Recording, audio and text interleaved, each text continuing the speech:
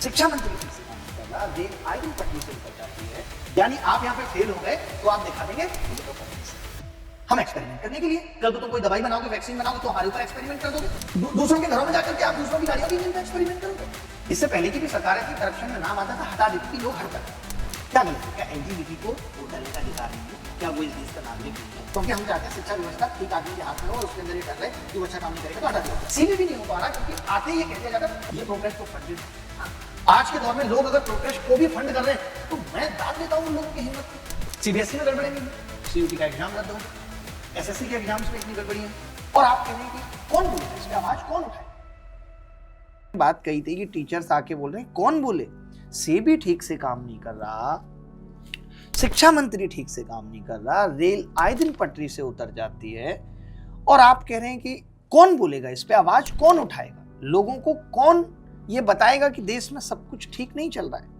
क्योंकि इनकी पीआर इतनी ज्यादा स्ट्रांग है कि उसको हम जैसे लोग या हमारे जैसे तमाम टीचर ही उस पर भारी पड़ सकते हैं। आप देखती होंगी, आप थोड़ी देर में एक न्यूज आएगी कि सीएम मोहन यादव की प्रॉपर्टी डबल हुई, इंडियन एक्सप्रेस की रिपोर्ट कहती है, ये सब कुछ आएगा।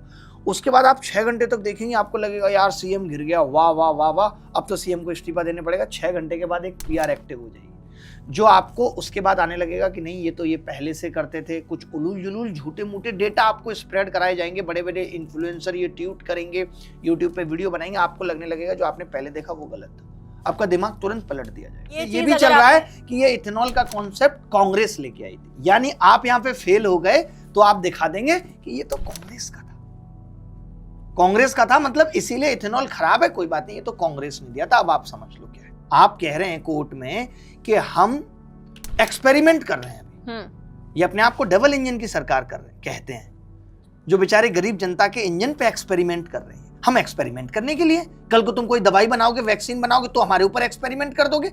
मजाक चल रहा है कोई? बताओ आप, एक्सपेरिमेंट लैबों में होते हैं कि दूसरों के घरों में जाकर के आप दूसरों की गाड़ियों के इंजन पे एक्सपेरिमेंट करोगे? इन्होंने बोला है कोर्ट में ये चीज, तो ये कुछ मानने को तैयार ही नहीं है, सुधरने को ही तैयार नहीं है।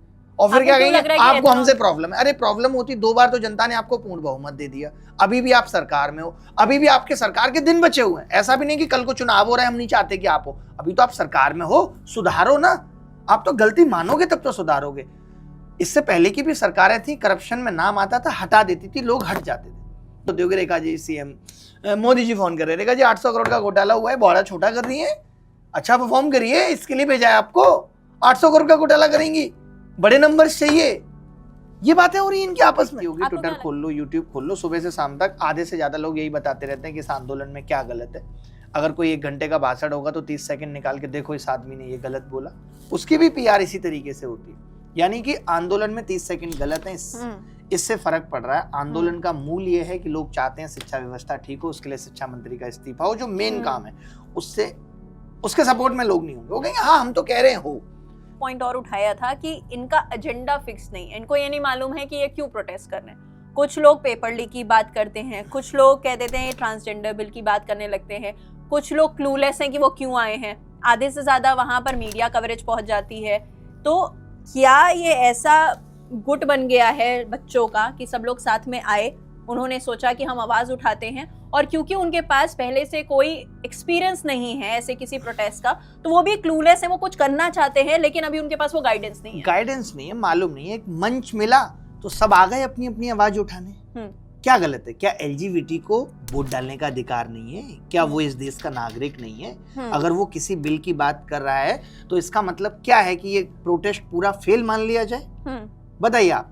अगर एक मंच मिला तो लोग अपनी अपनी बातें आके कह रहे हैं, और सही बात भी है, देश में एक समस्या थोड़ी है, कल को उस मंच से किसान आके भी अपनी बात कहेंगे, तो इससे ये कह दिया जाए कि नहीं एजेंडा क्लियर नहीं है। क्या एजेंडा क्लियर हो? इतना तो क्लियर है कि इतने दिन से कह रहे हैं कि भाई धर्मेंद्र प्रधान इस्तीफा दो, वो तो हो नहीं रहा। ये तो बहुत क्लियर बात थी ना, एकदम क्लियर ऑब्जेक्ट था कि भाई आपको इस्तीफा चाहिए, क्योंकि हम चाहते हैं शिक्षा व्यवस्था ठीक आदमी के हाथ में हो और उसके अंदर ये डर रहे कि वो अच्छा काम नहीं करेगा तो हटा दिया जाएगा।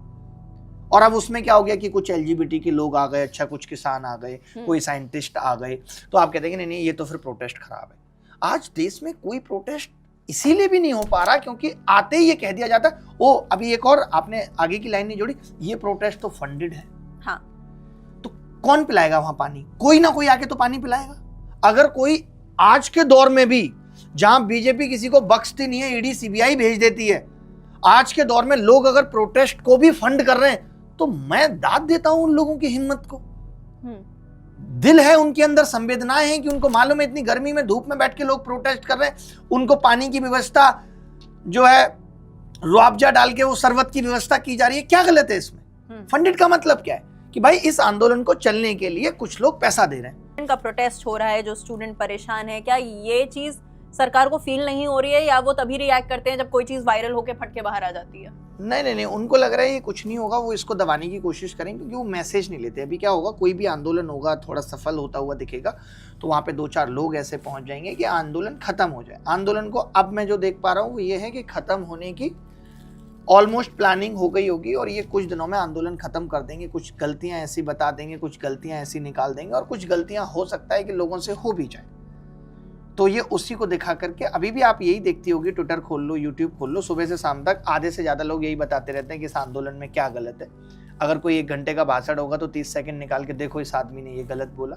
उसकी भी पीआर इसी तरीके से होती है, यानी कि आंदोलन में 30 सेकंड गलत है, इससे फर्क पड़ रहा है। आंदोलन का मूल ये है कि लोग चाहते हैं शिक्षा व्यवस्था ठीक हो, उसके लिए शिक्षा मंत्री का इस्तीफा हो, जो मेन काम है।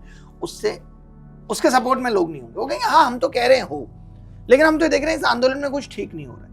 जितनी भी आंदोलन की कमियां होंगी आपने देखा ही, नीट की फुल फॉर्म बताओ तो ये वीडियो बाहर आ जाएगा, अरे ये कौन से बच्चे जिनको नीट की फुल फॉर्म नहीं पता। तब मैं सीजेपी में गया, मैंने यही बोला कि इसको नीट की फुल फॉर्म नहीं पता, ये तो अनपढ़ है, इसलिए आए कि देश में अच्छे डॉक्टर बने, 20 साल बाद बीमार हो गए, इसको इलाज कराना है, इसलिए ये इस आंदोलन का हिस्सा है। अगर किसी को वहां पे, क्या सारे बच्चे वहां नीट के आए हैं? अरे हर जगह बच्चा परेशान है। सीबीएसई में गड़बड़े नहीं हुई, सीयूटी का एग्जाम रद्द हो गया, एसएससी के एग्जाम्स में इतनी गड़बड़ियां हैं, तो बच्चा हर तरफ से परेशान है और कहां जाए? आपने हिम्मत तोड़ दी है उसकी। आप कैसे देखते हैं कॉकरोच जनता पार्टी को?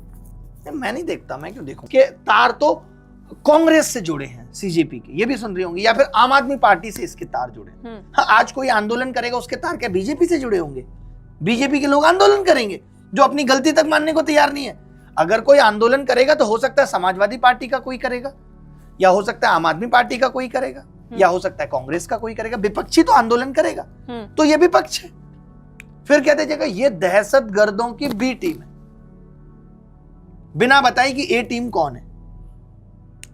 तो ये उलूल जुलूल बातें हैं। इन सब बातों से आप आंदोलन को कमजोर कर रहे हो। इन सब बातों से मैं मीडिया से भी ये रिक्वेस्ट करता हूं कि इन सब बातों को ना तूल दिया जाए, जिससे आगे आने वाले वक्त में अगर और भी देश की हालत खराब हो तो लोग आंदोलन करने से भी डरेंगे। तो लोगों को इतना मत डराइए कि आंदोलन करने से पहले फंडेड है, आंदोलन करने से पहले इसका आदमी है, ऐसे लोग बोलते हैं। ये तो उठाया है। अभी राघव चड्ढा का एक क्लिप बहुत सोशल मीडिया पर वायरल हो रहा है, पता नहीं आपकी नजर में आया या नहीं, जहां वो बहुत सारे इन्फ्लुएंसर्स के साथ बैठे हुए हैं और ये हो रहा है कि पंजाब के लिए पूरी मीटिंग तैयार की जा रही है। बहुत सारे लोग कह रहे हैं ये आपका स्लीपर सेल है जो बीजेपी में जाकर काम कर रहा है, जबकि वो बहुत ही अनबिलीवेबल सी बात है। और दूसरे लोग कह रहे हैं कि इसीलिए राघव चड्ढा को इधर लाया गया था बीजेपी में कि अब देखो ये पूरी अपनी सोशल मीडिया टीम तैयार करेगा कि सोशल मीडिया पर कैसे इलेक्शन जीता जाए।